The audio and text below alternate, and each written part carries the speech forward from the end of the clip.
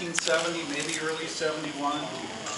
This is before I read Underground Comics. That picture of me up there in the back, that's after Underground Comics. I got Ron Turner to thank for that. Mark Evanier took that picture. I had a wonderful experience in working on Comic-Con because of Richard.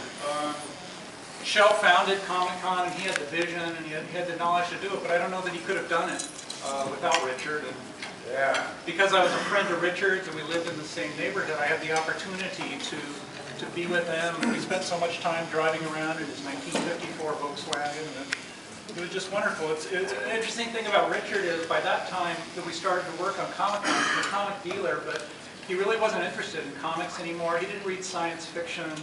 He wasn't especially interested in science fiction movies or horror movies or any of the things that fans usually like. So it's an interesting thing as to why he was so interested in Comic-Con. And in fact, for the second Comic-Con when he was chairman, he was starting school at UCSD as a music major.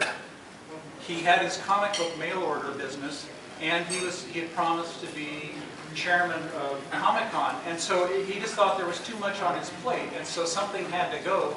And it's just the interesting thing to me in thinking about it that he decided, although he was a born entrepreneur and he'd always been a businessman from when he was a little kid selling things all the time, that he got rid of his business and he sold it off so he could have the time and the money to spend on Comic-Con.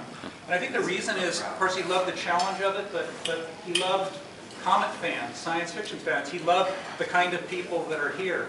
People who were, the rest of the world maybe viewed us as outsiders or oddballs or weirdos or whatever it was, but we were Richard's kind of people, and he just felt so comfortable socializing and hanging out with fans, and he always did, and it was just wonderful to share those times with him.